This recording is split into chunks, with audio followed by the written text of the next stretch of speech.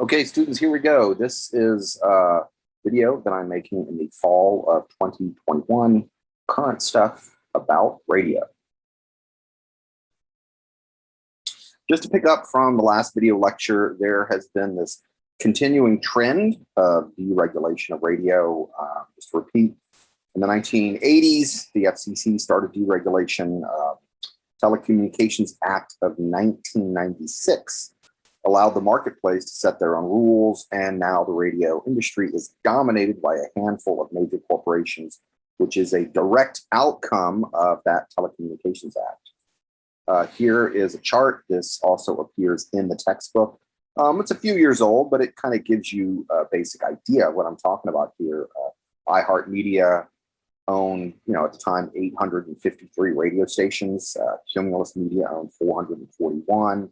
Now, the downside of this is that this can lead to a great deal of standardization, right? If you drive across the United States, the different radio stations you hear in different cities are not drastically different. The formats are pretty much the same everywhere you go. And here's something I pulled pretty recent as of the recording of this lecture from the trade journal Inside Radio. The NAB, that is the National Association of Broadcasters, is once again proposing to loosen the ownership limits. They're actually saying that all ownership caps be eliminated entirely for AM stations. And then FM stations would have a limit in markets 1 through 75. Different regions of the United States are designated as media markets for the purpose of selling advertising. So in the top markets, a company might only own 8. But then in a smaller market, there should be no limit whatsoever. Now, at the time of this recording, these rules have not changed. But the danger of this, as I mentioned once, is the standardization of content. But this incident is revealed, is discussed in the textbook. In Minot, North Dakota, I believe that's how you pronounce that town in North Dakota. There was this, it sounds like something out of a horror movie, but it's actually true. There was a crash, a train crashed, and there was this poison gas released. And the local authorities tried to contact the local radio stations, believing that would be the best way to get information out. Hey, poison cloud, go inside. They couldn't contact a single person at any radio station because all of the radio stations were being controlled remotely, automated systems from other regions, right? One big company located, say, in New York City or Los Angeles could own radio stations across the United States and program them remotely. So there's no human beings actually in the radio stations at all. Kind of depressing if you want to work in the industry, but there are still some very powerful radio stations that do employ lots of people, including alumni of San Diego State and the School of Journalism and Media Studies. So don't despair. There is definitely jobs out there, and certainly jobs in the field of podcasting. There's also been a rise in the last several decades of public news radio, which is often a lot of talk, and also commercial talk stations. NPR, National Public Radio, founded in 1970, has many, many member stations. They derive some of their money from members donating directly. The national public radio stations, which includes KPBS here on campus, do not have advertising. They do have something called underwriting, which can be close to advertising, but these PBS stations they won't give specific prices or malign the competition. They'll just say, this show is brought to you by Viking River Cruises, and that's the extent of the ad. And then some members, such as myself, do donate money on a monthly basis. But actually, these NPR stations only get a portion of their money from members, okay? They're often criticized for being left on the political spectrum, okay? I don't think that's the case, but they are certainly not dominated. These NPR stations are certainly not dominated by right-wing perspectives. Most talk radio on AM is dominated by these right-wing talk shows. Rush Limbaugh was wildly successful. I mean, Rush Limbaugh was hands down the most successful talk radio host on AM, and he pushed a very, very specific point of view. And there's a number of people, such as Sean Hannity, who have tried to fill the void left by Rush Limbaugh. And yes, AM talk radio is almost entirely right-wing points of view. Now we have satellite radio. I want to mention the economics of satellite radio, because it's different, right? If traditional terrestrial radio broadcasting, by that we mean stations that broadcast over the traditional airwaves, is dominated by advertising, satellite radio has a subscription-based model. Okay, at one time there were 2 satellite radio stations, XM and Sirius, and you needed to pay a monthly or an annual fee in order to receive the signal. It was not possible to do subscription-based radio decades ago, the stuff I talked about in the last lecture, because the technology didn't exist. The technology does exist now, so that there's a chip or some type of computer program, and if you're not paying the requisite fee, you simply cannot receive the signal. Those 2 outlets actually merged. And it seems odd that we would have a form of media in the United States which is dominated by a monopoly. I mean, let's not beat around the bush. Sirius XM is a monopoly on satellite radio. However, the argument was from these 2 companies, if you do not allow us to merge and form a monopoly, then both of us will go bankrupt and there will be 0 satellite radio. So the FCC felt in this case it was okay to have a monopoly over media if it meant preserving another outlet, another option for consumers, right? Consumers have more options of things to listen to because satellite radio exists. However, the FCC does not have the same level of oversight over satellite radio, okay? There is no public interest mandate, okay? There aren't limitations on obscenity and things like that, which was why Howard Stern several years ago was so excited to shift from traditional radio over to satellite radio. And it's very, very popular in automobiles. I believe much of the growth of satellite radio has to do with people buying cars, and the satellite radio is installed. Is that the way you spell satellite? Did I misspell satellite? I'm going to look that up. Maybe I misspelled satellite. Okay, I just looked it up. I didn't misspell satellite. It just looks weird to me right now.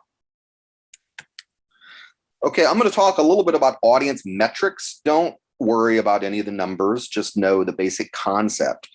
The portable people meter, generally abbreviated as a PPM, is an electronic device that you wear on your person, either in a purse or on a belt, or you could even wear it around your neck if you wanted to. We take a sample of people, say in the San Diego metro area, and you know the age and demographic information and income of each person in your sample, and the person wears the device for several hours a day. And kind of it works a little bit like Shazam, where it picks up the radio station and identifies the radio station that you are exposed to. Not listened to, just exposed to, right? If I were part of the sample and was wearing a PPM and I walk into Hot Topic or some store like that in the mall, I haven't intentionally chosen that radio station that's blasting out of those speakers, but the device is going to pick it up, and that periodically throughout the day, certainly at least once a day, some big giant supercomputer connects to the internet, goes out, reaches into my device, and pulls out the information as to which radio stations was Arsenault exposed to, okay? Now, again, it works a little bit like Shazam, but these radio stations are actually inserting a digital watermark that identifies. So that's how the PPM knows what radio station is. There's sort of this secret, hidden, silent signal that triggers something. And then once a day or a couple times a day, the supercomputer pulls the information from the sample. And based on the sample, then they can extrapolate which radio station is the most popular in a particular region. Is the sample truly representative? I don't know, people are always doubtful of this. Is the sample really, really representative of the audience? But these are the numbers that we have to go with. And again, don't worry about these specific numbers. It's a lot of statistics all at once. AQH stands for average quarter hour. Okay, radio stations measure their audience in 15-minute chunks of time. And here we have share. Okay, I've talked about that before. Share is the percentage of the audience only looking at the audience that was actually listening to radio. Okay, so 10.5 is not 10.5% of the population. It is 10.5% of people listening to radio. Okay, and we're looking at individuals over the age of 12, right? Monday through Sunday, 6 a.m. to midnight. That's pretty much the whole week, right? I found this information online. It's from August 19th of 2021, so it's pretty current. But radio is just kind of specific in that it uses AQH share as the standard metric. I repeat, radio stations use AQH share as the standard metric. Here we have Birmingham, Alabama. We have an urban adult contemporary station. That's a very high number. Anything that gets into double digits like that is a very high number. And then we have a country station down here. I would have thought country would have been higher, but I suppose not. That's Birmingham, Alabama. Sacramento, it's a news talk station, classic rock country. New York has an urban adult contemporary. And look, the numbers for New York are a little bit lower. That's because New York probably has so many different radio stations that the audience is fractured, right? I think that's what's going on here, that New York has so many different radio stations. And in San Diego, we have classic hits, classic rock, and then we have pop contemporary hit radio, okay? And country is down here. But I want to show you something. Just give me a minute. This chart right here, which I do believe is accurate, shows leading radio formats in the United States as of June 2021 by number of stations. Country. Country is the most popular format. Then we have religious stations, and then we have news talk, contemporary Christian. I was not expecting that. Variety and Spanish, okay? Country is the most popular format. I repeat, country is the most popular format of radio stations in the United States.